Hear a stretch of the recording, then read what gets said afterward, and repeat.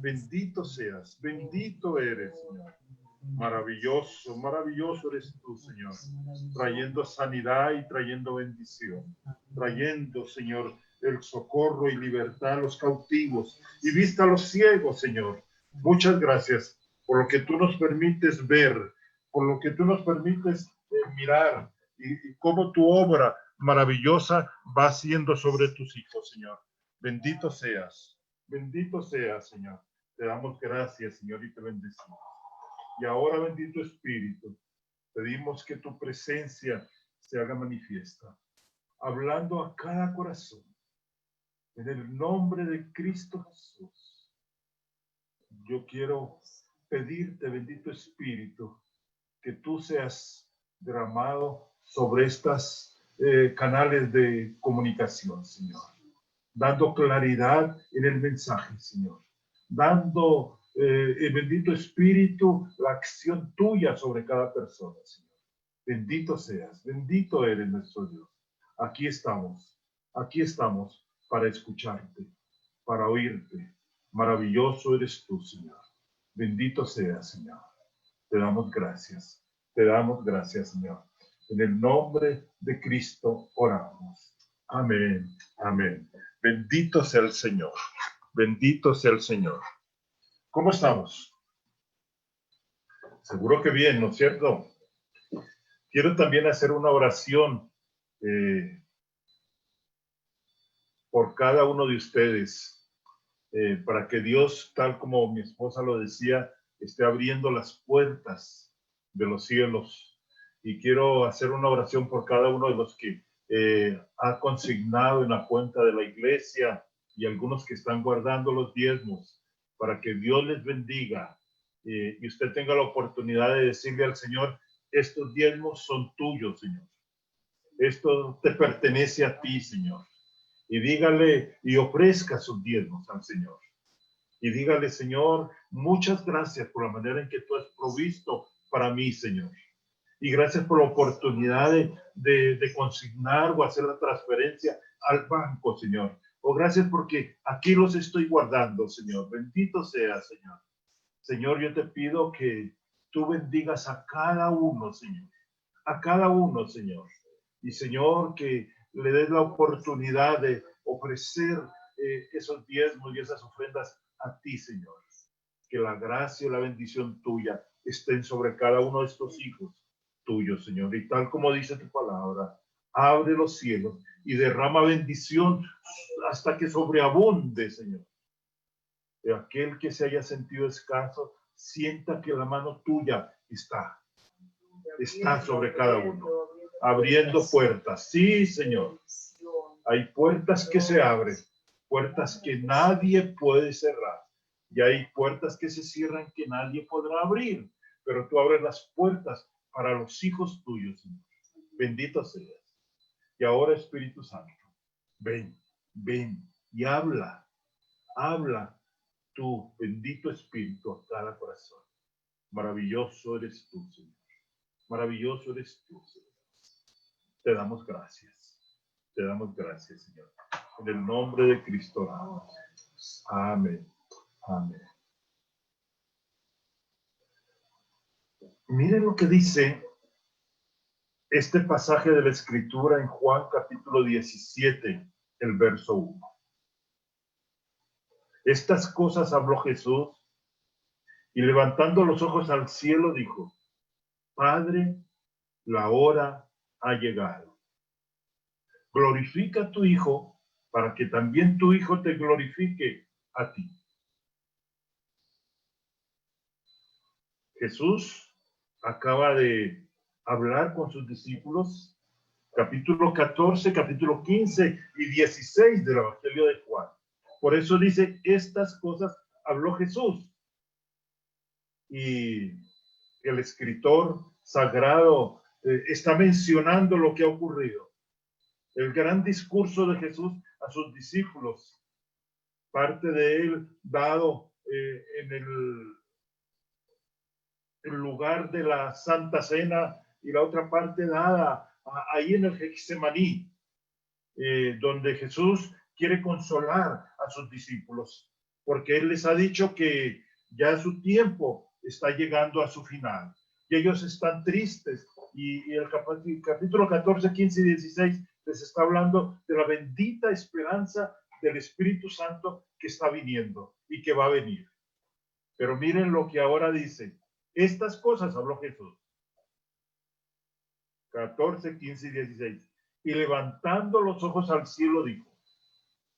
Es interesante ver que esta es la más grande oración que se haya hecho sobre la tierra.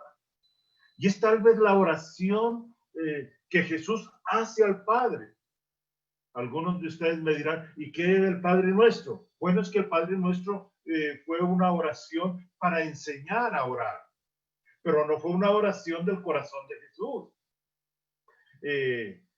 El Señor les dijo a sus discípulos ahí en Mateo y ahí en Lucas, les dijo, y cuando oren al Padre, orarán de la siguiente manera: Padre nuestro que estás en los cielos.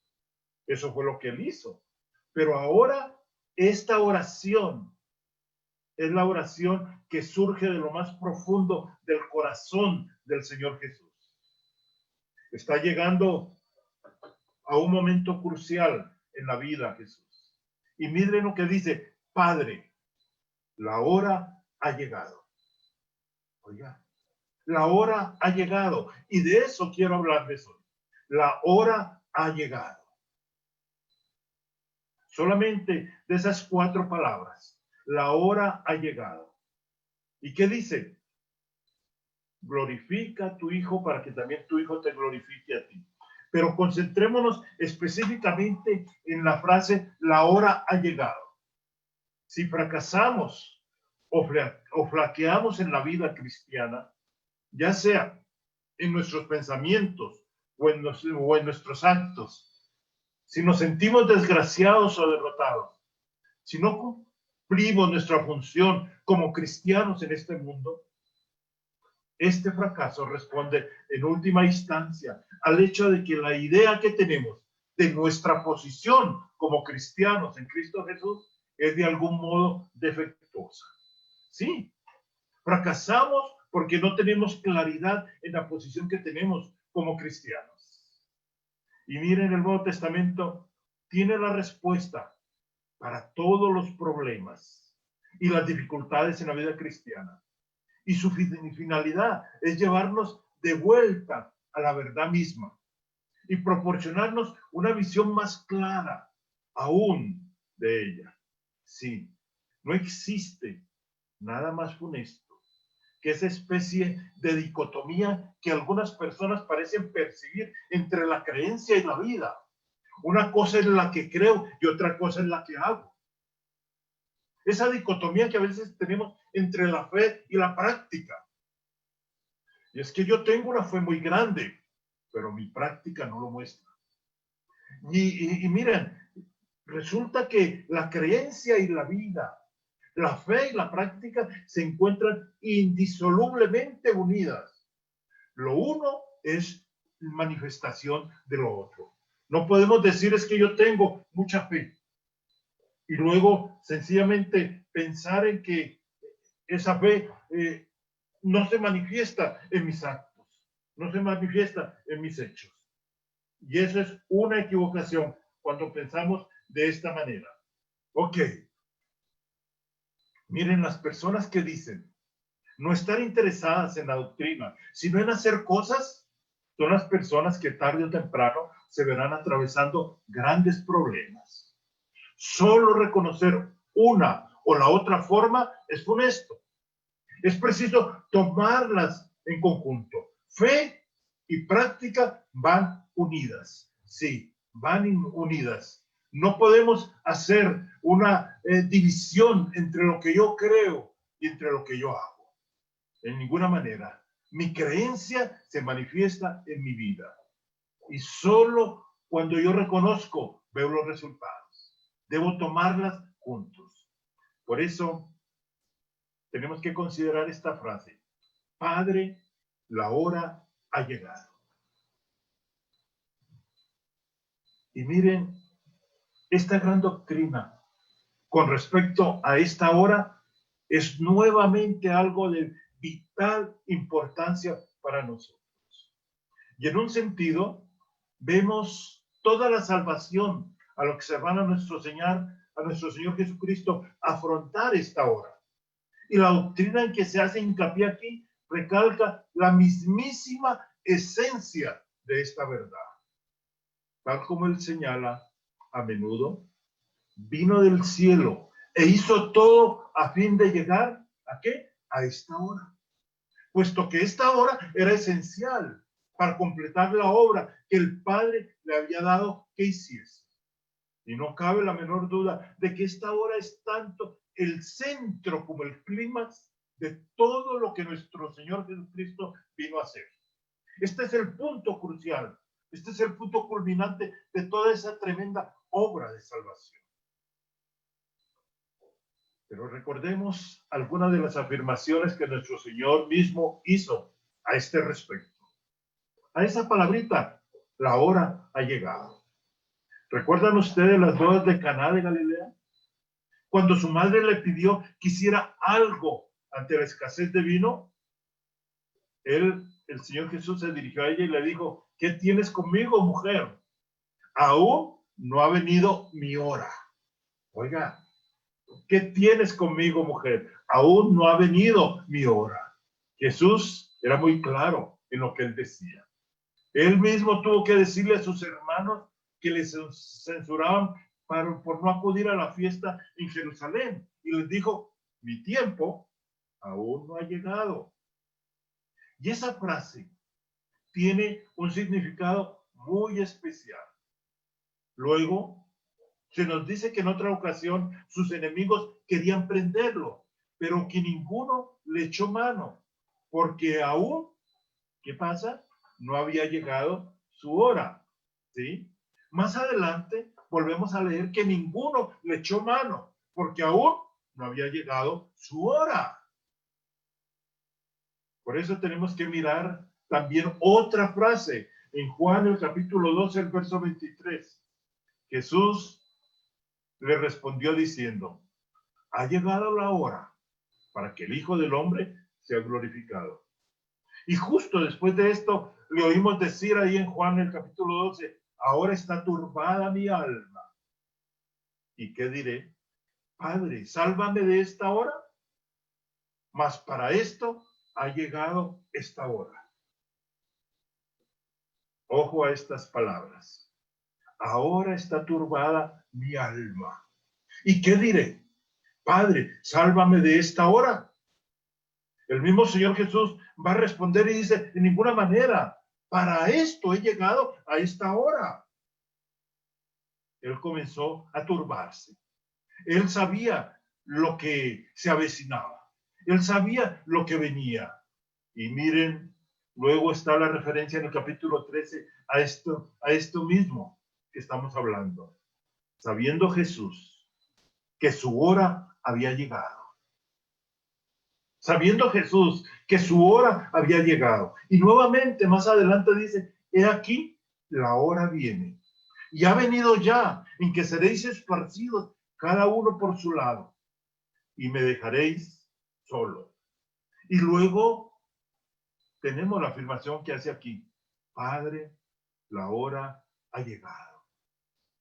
Hay otra afirmación muy interesante e importante en Lucas 22:53, donde leemos que él se dirigió a las autoridades que estaban en contra de él y le odiaban, y dijo: mas esta es vuestra hora y la hora también de la potestad de las tinieblas. Tremendas verdades que contienen estas expresiones. Era la hora de Jesús. Sí, mas les dice también a sus enemigos, aquellos que lo odiaban, dice: mas esta es vuestra hora y es también la hora de la potestad de las tinieblas. Y vamos a ver por qué.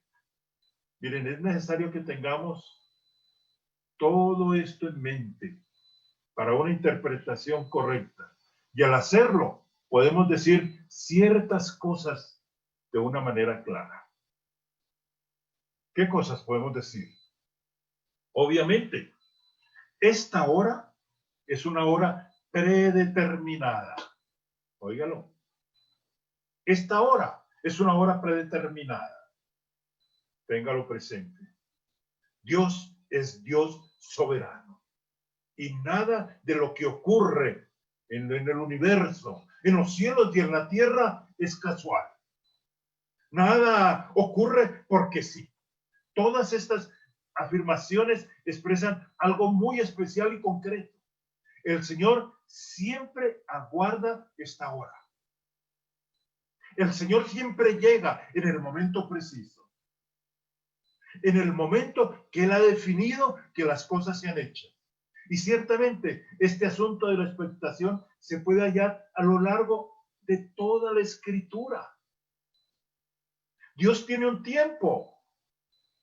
Y Dios tiene todo lo que quiere hacer en su hora precisa. Es un tiempo donde Dios se manifiesta. Y es una enseñanza a través de la cual está en toda la Escritura. Juan Calvino ha dicho que hay más enseñanza acerca de la soberanía de Dios que de cualquier otro tema a través de la palabra. Y todo este problema del tiempo es particularmente importante y fascinante. Algunos dirían que en muchos sentidos se trata del punto más importante de toda la teología.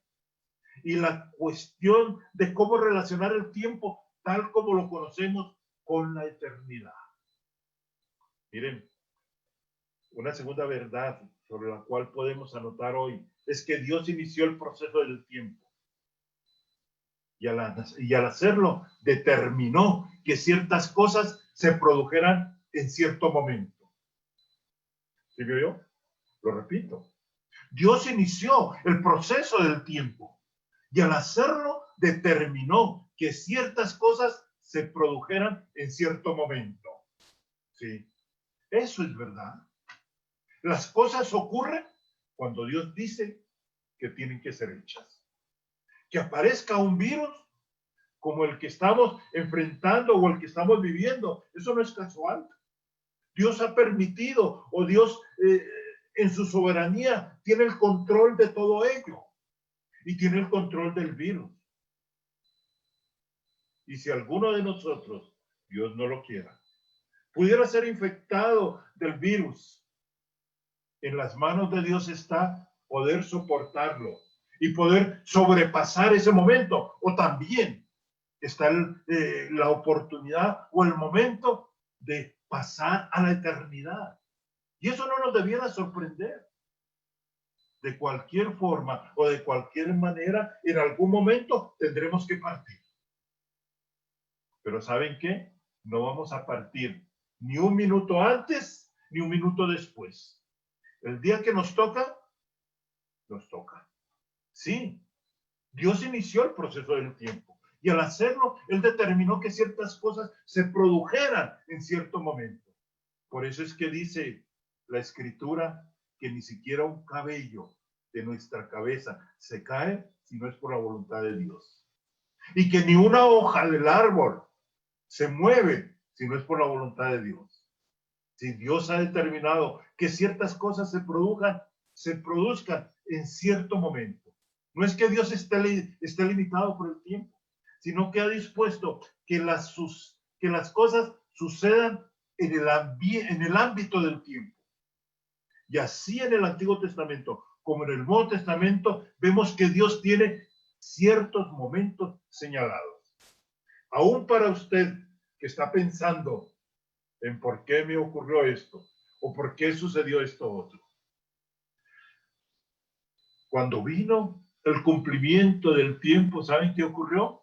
Cuando llegó la hora, Dios envió a su Hijo, nacido de mujer y nacido bajo la ley. Y eso lo dice en Gálatas 4, del verso 3 al verso 4. Cuando vino el cumplimiento del tiempo, cuando llegó la hora, Dios envió a su Hijo, nacido de mujer y nacido bajo la ley. En algunos momentos yo me he preguntado, ¿por qué Jesús no vino en este tiempo o en esta época? ¿Saben por qué? Porque Dios había determinado un tiempo que Él viniera Y ese tiempo en que él determinó que él viniera era la época del imperio de César Augusto. Y no iba a venir en otro tiempo. Eso lo determinó Dios. Y lo determinó que iba a venir en aquella época. Por eso dice, cuando vino el cumplimiento del tiempo. Dios tiene un tiempo para todo. Y mayormente para el cumplimiento de su Hijo. Cuando llegó la hora, Dios envió a su Hijo y lo envió a nacer de mujer y nacido bajo la ley. Una verdad más. Dios tiene su tiempo en todo lo que ocurre en el universo. Dios tiene su tiempo en todo lo que ocurre en el universo. Todas las cosas que suceden en el universo están determinadas, están guiadas, están permitidas por un Dios soberano, en el cual usted ha creído y yo he creído. Ese es el Dios todopoderoso. Aunque hay cosas que a veces no son duras de aceptar. Cuando empezamos a observar a la luz de esta doctrina de la hora, aunque no lo entendamos, hasta el menor de sus detalles, podemos estar seguros de inmediato de que el Señor sigue reinando y que la vida en este mundo no está descontrolada. No, la vida en este mundo no está descontrolada de ninguna manera. ¿Saben qué es lo que dice Eclesiastés? El capítulo 3, el verso 1 al verso 8. Todo tiene su tiempo. Y todo lo que se quiere debajo del cielo tiene su hora. Óigalo. Todo tiene su tiempo. Y todo lo que se quiere debajo del cielo tiene su hora. Y dice, hay tiempo de reír. Hay tiempo para bailar.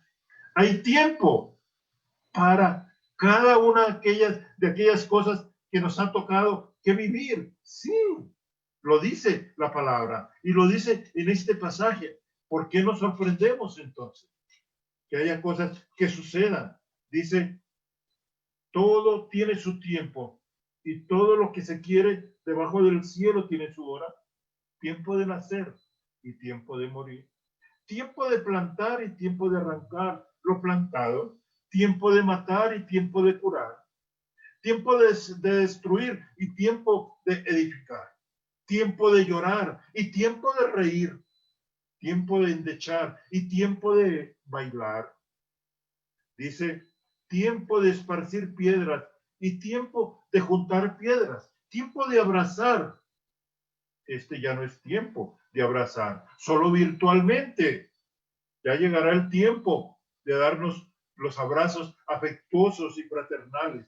Tiempo de buscar y tiempo de perder. Tiempo de guardar y tiempo de desechar. Podríamos decir, este es el tiempo de estar en casita. Este es el tiempo de estar guardado en casa. Tiempo de romper y tiempo de coser. Tiempo de callar y tiempo de hablar. Tiempo de amar y tiempo de aborrecer. Tiempo de guerra y tiempo de paz. Y miren cómo termina este pasaje de Eclesiastés. ¿Qué provecho tiene el que trabaja de aquello en que se afana? ¿Por qué tanto afán? Dios tiene su tiempo para todo. Sí, Dios tiene su tiempo para todo. Bendito sea el Señor que hemos creído en un Dios soberano. Nos ha tocado que vivir en este tiempo de esta pandemia, pero Dios tiene su tiempo para cada uno de nosotros y un propósito para cada vida. ¿Usted le ha preguntado al Señor cuál es el propósito que tienes para mí en esta época y en este tiempo? Es bueno que usted piense que en esta época y en este tiempo usted está haciendo la voluntad de Dios. Y dígale, permíteme descubrir, Señor, descubrir para qué estoy viviendo en esta época y en este tiempo. y seguro que Dios se lo va a mostrar. Entre otras cosas le va a decir, es tiempo de anunciar las buenas nuevas, es tiempo de consolar, es tiempo de dar esperanza. Miren, cuando llega el momento de Dios, Dios aparece y todo el mundo ha de conformarse nuevamente a su plan y su propósito. ¿Sí? A veces vemos como si el adversario aparentemente triunfara en todos los frentes y que el pueblo de Dios mengua. A pesar de todo eso, sabemos sin la menor duda que la mano de Dios sigue gobernándolo todo y que en un momento puede levantarse y quebrantar a todos sus enemigos. Sí, sí. ¿Quién iba a pensar que un virus, óigalo bien, como decía mi esposa hace algunos días, un virus que se limpia con agua y jabón, y espero que estemos juiciosos, haciéndole a la agüita y al jabón, y se muere con agua y jabón, óigalo bien, un virus de eso iba a hacer ¿qué? Que todo el mundo se encerrara en sus casas y que este universo estuviera quieto, que esta tierra estuviera quieta y que otras áreas como de la naturaleza, como de los animales, pudieran tener una vida tranquila, sin la mano a veces aniquiladora del hombre. Sí, Dios, quiero decirles, sigue gobernándolo todo. Y que en un momento Él puede levantarse y quebrantar a todos sus enemigos. Lo que nos importa especialmente al considerar el plan de salvación, miren, es que nada de esto que ocurrió al Señor Jesús lo tomó por sorpresa. Nada lo tomó por sorpresa. Él vino desde el cielo, dejó de lado su gloria a fin de llegar ¿a qué? A esta hora. Sí, a fin de llegar a esta hora. Él lo sabía desde el principio. Vino para morir, específicamente para morir. Sí.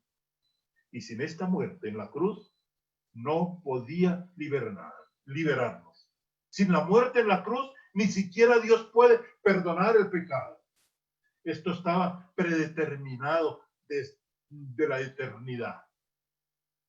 Y Dios lo había dispuesto, que era con esa muerte que nosotros, usted y yo, íbamos a ser libres. Dios había determinado que sin la muerte en la cruz, ni siquiera Dios puede perdonar al hombre.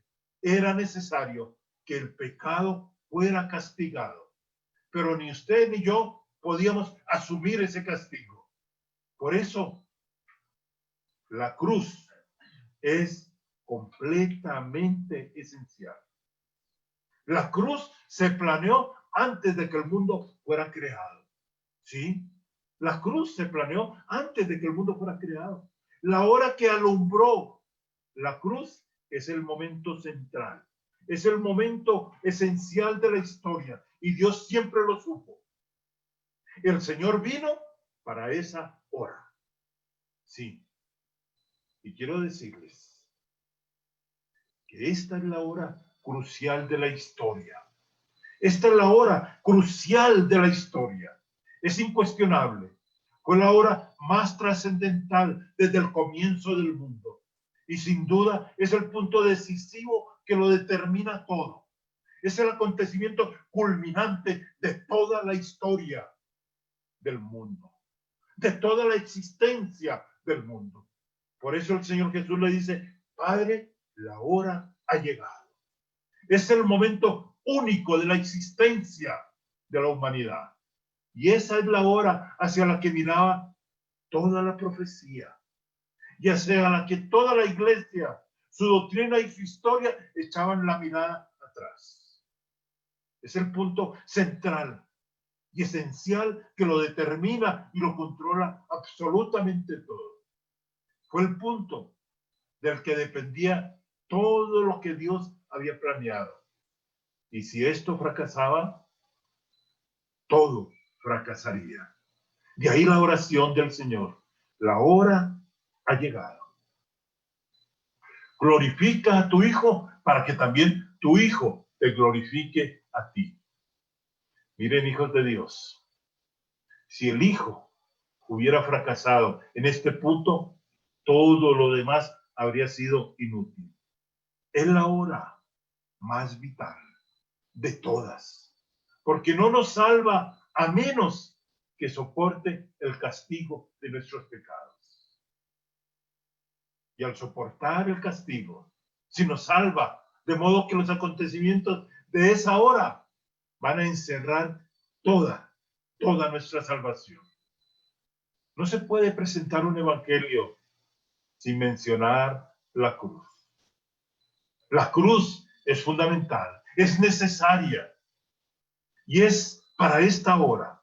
Y antes de que cada uno de nosotros necesitemos una nueva vida, ¿saben qué ocurre? Necesitamos ser perdonados. Antes de una nueva vida necesitamos recibir el perdón. Y es preciso hacer algo con respecto al pasado antes de encarar el futuro. No podemos decidir vivir una vida mejor así de pronto. Es preciso resolver el problema de nuestro pasado y de nuestro pecado. ¿Sí lo oyó? Es preciso resolver el problema de nuestro pasado y de nuestro pecado. Vamos a repetirlo todos, por favor. Vamos a repetirlo. Es preciso, repítalo en voz alta, repítalo. Es preciso resolver el problema de nuestro pasado y de nuestro pecado. Esta es una gran verdad. Y esta es la hora que lo resuelve. Porque no hay regeneración. No hay nueva vida, salvo por quienes han sido perdonados y justificados a ojos de Dios. Por todo esto, esta es una hora crucial. Y esta hora tiene algo misterioso. Estamos dispuestos a luchar contra ciertas tendencias malignas, pero por encima de la lucha contra el pecado que hay en nosotros, existe esta lucha cósmica contra el pecado. Sí, es una lucha cósmica contra el pecado. La Biblia no es más que un gran drama entre el que representa la colosal contienda entre Dios y los poderes del infierno. Sí, créalo. Esto no es casualidad. Esto que ocurre en el universo no es porque sí. Sencillamente estamos ante la colosal contienda entre Dios y los poderes del infierno. Y uno de los más grandes seres angélicos de Dios, un día se rebeló contra él, contra el Señor. Satanás se rebeló. Y su gran meta, ¿saben cuál ha sido? Su gran meta ha sido derrotar a Dios. Y lo que se presenta en este gran drama en la Biblia es el intento del diablo, es el intento de Satanás de destruir las obras de Dios y derrotarle. Dios creó el mundo perfecto. ¿Recuerdan? Génesis 1, Génesis 2 y aún Génesis 3, el paraíso. Pero ¿qué fue lo que ocurrió? Que el diablo vino e inició una lucha contra Dios. Ahí en el paraíso, Génesis 3, persuadió al hombre de que se había cometido una injusticia con él. Óigalo. Persuadió al hombre. Dios ha sido injusto con ustedes. Y permítanme hacer un alto aquí. Más de una vez no le creemos a Satanás. Más de una vez no decimos, Dios, tú eres injusto conmigo. Más de una vez usted se plantea esa equivocada razón que Satanás coloca en su corazón, de que Dios es injusto con usted, de que tal vez usted debiera tener más. No digo que usted debiera tener menos, porque nunca peleamos por tener menos. Siempre estamos peleando por tener más. Sí. Que tal vez yo no debiera tener esta enfermedad. Sí. Y creemos que Dios es injusto. Este es el mismo pecado del Edén. Satanás convenció a Adán y Eva de que se estaba cometiendo una injusticia con ellos.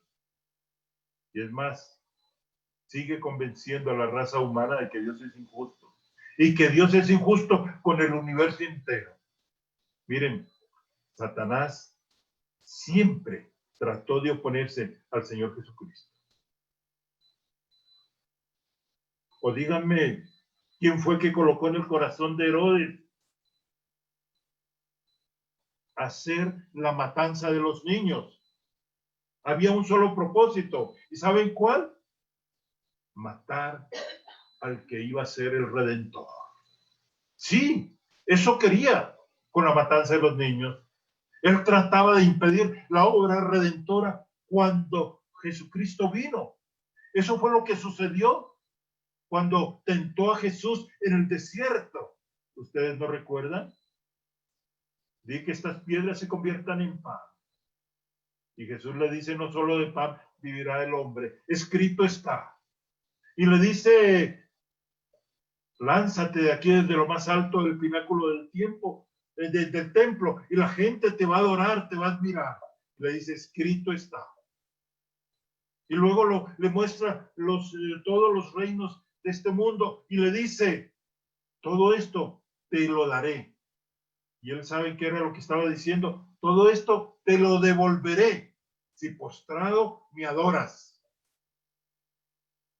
¿Y qué le dice el Señor Jesucristo? Escrito está, al Señor tu Dios adorarás. Vete, Satanás. No habrá nada que impida que yo vaya a la cruz. Porque era la única manera como Jesús nos iba a rescatar.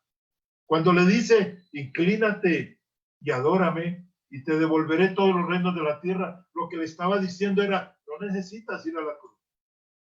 No necesitas ir a esa hora. Yo te lo puedo devolver todo, pero mentiroso y engañador. Jesús sabía que solo la cruz, y mucho menos, iba a aceptar los requerimientos de Satanás. Miren, él trató de impedir la obra redentora a todo dar. Nadie se había enfrentado jamás a Satanás y le había vencido. Nadie había sido capaz de destruir el poder de Satanás sobre la muerte. Y así lo expresa Hebreos 2:14.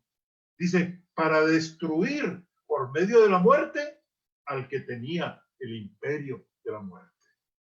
Satanás tenía el imperio de la muerte, pero por medio de la muerte de Jesús destruyó y le quitó todo poder a Satanás. Y así es como Jesús libera a los hijos. Y Cristo alcanzó su glorificación por medio de esto. La muerte y la resurrección demuestran que Él es el Hijo de Dios. ¿Qué significó entonces esta hora para nuestro Señor mismo? ¿Qué significó? Juan 12:27 dice, ahora está turbada mi alma. ¿Y qué diré? Padre, sálvame de esta hora. Él mismo da la respuesta y dice, mas para esto he llegado a esta hora. Sí. Y es aquí donde tenemos el enfoque adecuado de lo que esta hora significó para Jesús. Sabía que se aproximaba, siempre lo supo y ahora se enfrentaba a ese momento. Ahora se enfrentaba a este instante. Aunque su alma estuviera turbada, él no pidió a Dios, su Padre, que le salvara de esta hora. No, eso era imposible, no podía hacerlo. Sí, porque esta hora era el motivo de su venida al mundo. El Señor Jesús viene a decir a efectos prácticos, ahora está turbada mi alma, ¿y qué diré? ¿Le pediré que me salve de esta hora? No, porque si lo hago, no salvaré al hombre de toda esa ira de Dios que se derramará sobre mí. No, él no estaba pidiendo ser salvado de esta hora, en ninguna manera. de ninguna manera. Él sabía que había venido para esta hora, para este momento. He venido. Y ese es el propósito de mi venida al mundo. Dios no puede ser justo y a la vez el que justifica al impío, a menos que yo lo soporte. Para Jesús era muy claro que el hombre no podía ser justificado si él no asumía la carga y el pecado de nosotros. Sí, a menos que yo lo soporte, el hombre no podrá ser justo. De modo que lo haré, de modo que iré a la cruz. Y esta hora es su hora. ¿Qué hora? Y miren, habló de esta manera porque sabía todo lo que implicaba. Y fue esto, óigalo bien, fue esto lo que rompió su corazón. Fue esto lo que lo mató. Sí, darse cuenta que tenía que llevar a esa cruz sus pecados y mis pecados. Nuestro Señor no murió por causa de la crucifixión, sino debido a que derramó sobre él la ira de Dios contra el pecado. Él no murió a causa de ser crucificado. Él murió porque la ira de Dios se fue contra Jesús, a causa de que Jesús en ese momento era objeto de pecado. Sí, sobre él cayó la ira de Dios contra el pecado. Los soldados se asombraron que ella hubiera muerto. Y miren, se asombraron que hubiera muerto porque la crucifixión era una muerte lenta. El crucificado tardaba mucho en morir, pero aquí había uno que había muerto rápidamente y les asombró. Y el motivo de esto fue el quebrantamiento de su corazón. Había muerto rápidamente por el dolor que implicaba llevar todo el pecado. ¿Y saben por qué más? Por la idea de perder de vista el rostro de su padre, que le llevó a exclamar en la cruz: Dios mío, ¿por qué me has desamparado? Jesús fue abandonado. ¿Y saben por qué fue abandonado? Porque en ese momento era pecador. Era pecador. En ese momento estaba llevando nuestros pecados. Vio el pecado realmente. Fue hecho pecado. Y toda la santa ira de Dios contra el pecado fue derramada sobre él. Lo soportó todo. Y eso es lo que esa hora suponía para él. Por eso le dice: Padre, la hora ha llegado. La hora ha llegado para que yo asuma el pecado de cada uno de aquellos que se ha determinado que sean elegidos para mí. Hay una última cosa en relación a esta hora que Jesús detalla claramente en Juan 12:31. ¿Y qué hora es esta? ¿No advertimos que esta es la hora más trascendental de todos los tiempos? Son momentos decisivos de la historia. ¿Saben qué dice el Señor? Ahora es el juicio de este mundo. Sí, ahora es el juicio de este mundo, del mundo entero, en el sentido de que es la hora en que se reveló cómo es el pecado.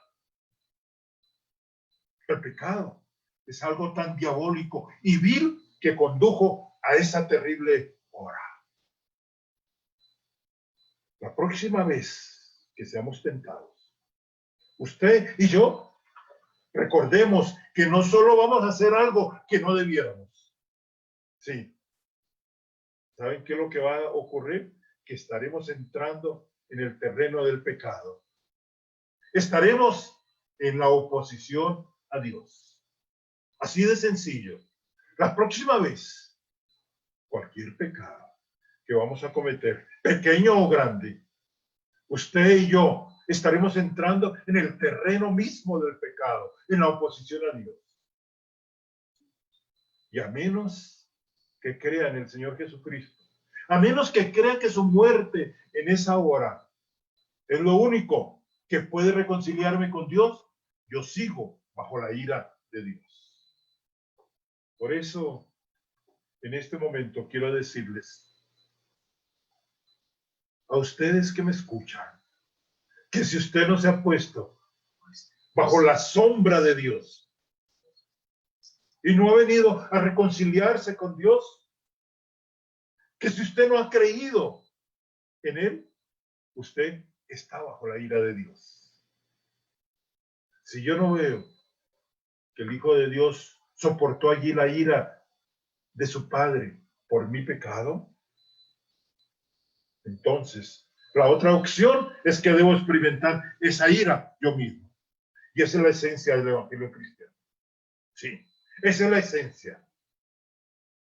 Si yo he creído en Jesús, Jesús lleva en su cuerpo la ira del Padre sobre él. Pero si usted no cree en Jesús, y si usted no lo ha recibido, y si usted no lo ha declarado su Salvador, bueno, aténgase a las consecuencias. Usted tendrá que enfrentar esa ira.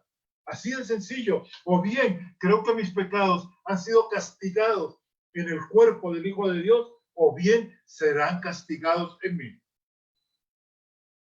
Es el juicio del mundo. Sin él, el mundo está bajo la ira de Dios. Está condenado, está perdido, y solo él puede salvarlo.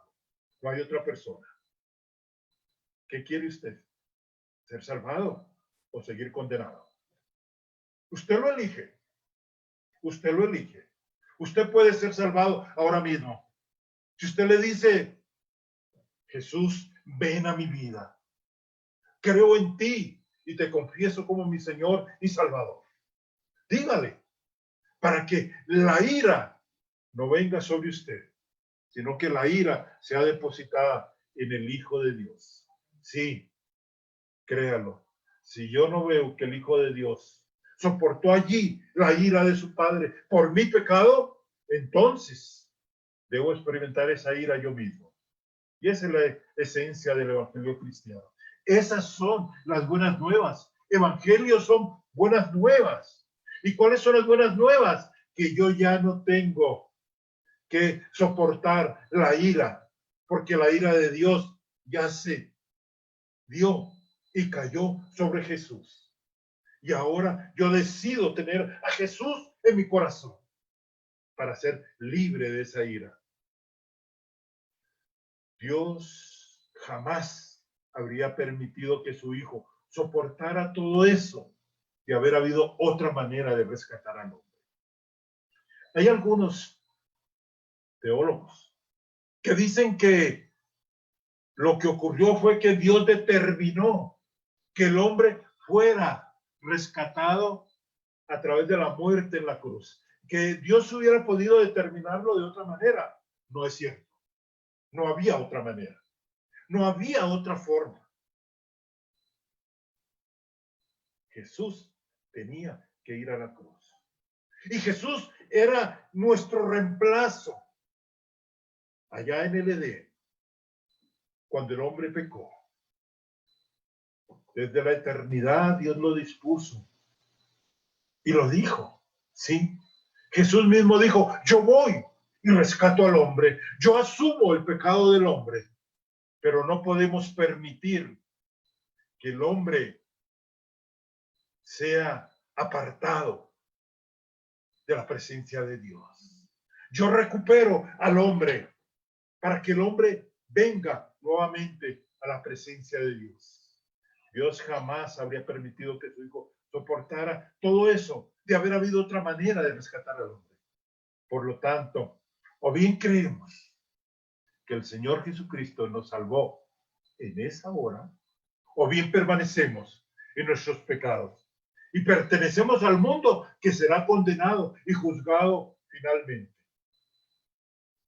Jesús volverá. Pero saben que cuando Él vuelva, ¿para qué ha de volver? Volverá para juzgar. Jesús volverá y esta vez será para juzgar. La gran pregunta, ¿pertenezco a Él o no pertenezco a él. Los libros serán abiertos. Y si he creído en él, si lo he recibido, mi nombre estará inscrito en el libro del Cordero de Dios y por lo tanto soy salvo. Y los que no creyeron no habrán escrito su nombre en el libro de la vida. Cuando una persona cree en Jesús, ¿saben qué es lo que ocurre?